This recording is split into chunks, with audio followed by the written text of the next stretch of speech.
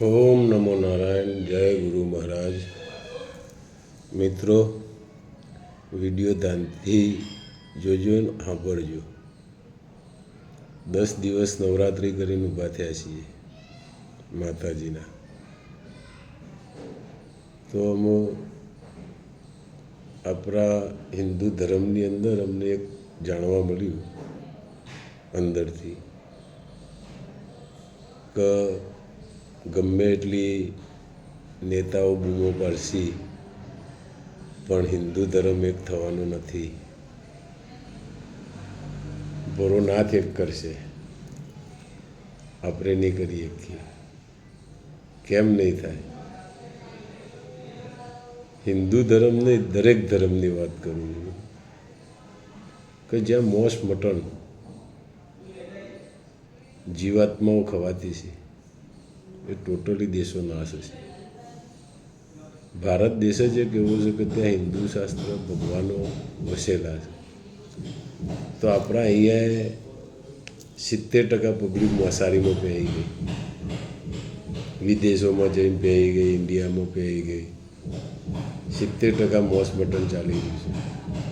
પોલીસવાળાથી કશું થાય એવું નથી. તમે બૂમો પાડો, દારૂ બંધ કરાવો, આ બંધ કરાવો, ના થાય. કેમ કે જેટલા આપણા નેતાઓ છે એમાં 80% ખાવા પીવા માંસ મટનવાળા છે. બરાબર. હું તો નેતાઓ જોડે ફર્યો છું, મોજ પણ મેં કરેલી છે, પણ આજે સાધુ સંતોમાં વળી ગયેલું છે. 37 વર્ષથી સંતોમાં હતો, 25 વર્ષ ભૈરવ બની ગયો. છેલ્લા 7 વર્ષથી ભોળાનાથ બનીને ફરું છું. બહુ જગ્યાઓ ચલાવું છું, બહુ જીવાત્માઓ ખવડાવું છું, સારા કાર્ય કરું છું. પહેલો હું એ ખરાબ હતો 5-7 વર્ષ પહેલાં ખાવા પીવામાં. બીજું કોઈ ખરાબી નહીં આપણી. મેં કોઈની હાય લીધી નથી, મેં કોઈનો કશું ગાલઘાત કરી નથી. બહુ ખર્ચા કરું છું, કોઈનું દાન લેતો નથી. કોઈ મને પૈસો આલવા આવે તો હું એનો પૈસો પકડતો નથી. બરાબર. કોઈ મારી ગૌશાળામાં 42 ગાયો, કોઈ 4 પૂરો નાખી જાય તો 2 નંબરની વાત છે. બાકી હું નહીં કહેતો કે ભાઈ તું પૈસા હાલ, મારે 4 લાવી છે. તો ગાયોએ બહુ કપાય છે. ગાયોએ કોઈ પોલીસવાળાએ કોઈ રોકી શકી એવું નથી. આજે અમે ગાયો લઈને જવાવાળાએ પણ બહુ ખતરનાક માણસો હોય છે. દરેકને જીવની પડી છે મારા. બરાબર. પોલીસ આપણે બૂમો પાડીએ કે દારૂ બંધ કરાવો, દારૂ બંધ કરાવો, પણ નેતા જ્યાં સુધી નહીં સહરે ત્યાં સુધી પોલીસનામાં તો કશું કરવાની નહીં. પોલીસ આજે ત્યાં રેડ પાડવા જઈ તો પેલો બુટલેગર એક નેતાને ફોન કરે એટલે પેલાની બદલી થઈ જાય બાપડાની. એટલે પોલીસે શું કરે? પોલીસે મજબૂરીથી કામ કરે છે અત્યારે. હું ઇન્ડિયા 7 વાર ફર્યો, બધું જોઈ લીધું મેં, પણ મને એક ખ્યાલ આવ્યો કે જ્યાં માંસ મટન હશે ત્યાં નાશ હશે. જ્યાં હવન કથા હશે એ 33 કરોડ દેવી દેવતાઓ તમને દેખાવાની તૈયારીઓમાં છે. કે તમે ખુદ દેવતાઓમાં આવશો જ્યાં નહીં કરતા હોય એ લોકો. ભક્તિ કથા હવનમાં વરેલા હશે સાધુ સંતોમાં, એ પછી ભૈરવ બનીને ફર્યા છે તો એ તો રાક્ષસમાં જવાના જ છે. બરાબર. શાંતિથી જીવન જીવવા માટે એક જ માંસ મટન તમારે દૂર કરવું પડશે, તો જ હિન્દુ ધર્મ એક થઈ શકે. નકર 70 મોદી આવશે આવા તો હિન્દુ ધર્મ એક થાય એવો નથી. કૃષ્ણ ભગવાને નહીં કીધેલું કે માંસ મટન ખાવાથી આપણી બુદ્ધિ નષ્ટ થાય છે? 100% વાત જાણું છું, PhD છે મારી. તો મેં લગભગ 90 દિવસ તો મેં મારા પેટની અંદર ફક્ત ગાયનું દૂધ જ જવા દીધું, બીજું કશું જવા દીધું નહીં. પવિત્ર બન્યો મારી રીતના. હું કાયાકલ્પ કરવા કરી રહ્યો છું કામ, જે હું મારો ભોળોનાથ, મારો ગુરુ મહારાજ દુધરીનાથ કરાવે. પણ માંસ મટન દારૂમાંથી નીકળી જાઓ, તમારો પરિવાર આગળ નીકળશે, નહીંતર તમારો પરિવાર ડૂબતો જ રહેશે. માંસ ખાવાવાળાની ત્રીજી પેઢી કાઠી છે સાહેબ, બીજી પેઢી જ કાઠી છે ને. અત્યારે તો અમે લાસ્ટમાં તૈયારી છે આવતી નવરાત્રિ કદાચ ઋષિમુનિઓને જોવા મળશે એવું દેખાય છે અમને. હું બહુ ફરો 37 વર્ષથી. શિવગેર બાપુ જોડી મેં ચલમ પીધેલી 1988-89માં. અમે જતા તો અમને બહુ ગાળો દેતા.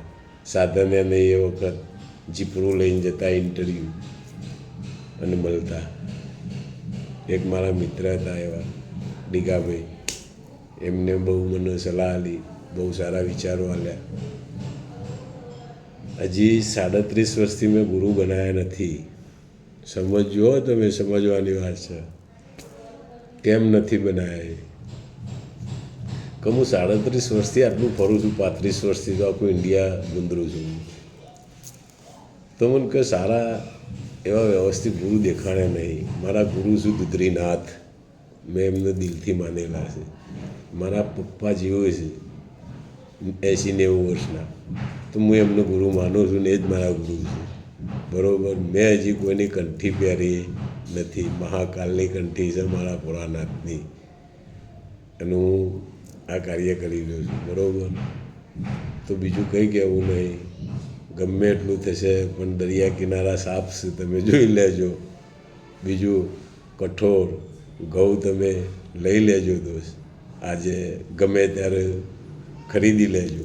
આ સાલ તમે ઘઉં પેદા કરવાની ઈચ્છા ધરાવતા નહીં એવું મને તો આ 9-10 દિવસ નવરાત્રિમાં બેઠો મોનથી મિત્રો જે હું કરું છું એ તો હું બધાને કહેવા જવું હોય તો બધા કરવું પડશે. કોઈ કરતું નથી. એટલું કે મારું કીધેલું તમે કરો અને પારો તો સાહેબ તમારો કોઈનો દોરો બાંધવો ના પડે, કોઈ ભૂવા ફાયર ના જવું પડે. જો મંદિરમાં પથ્થરમાં એ ભગવાન બેઠેલા હોત તો એના પૂજારીઓ જ આજે ભીખ માગે બચારા, તો ના માગતા હોત. કોઈ પણ વસ્તુ કર્મથી છે મિત્રો. તમે જેવા સારા કર્મ કરશો, કર્મ એક પ્રકારના નથી.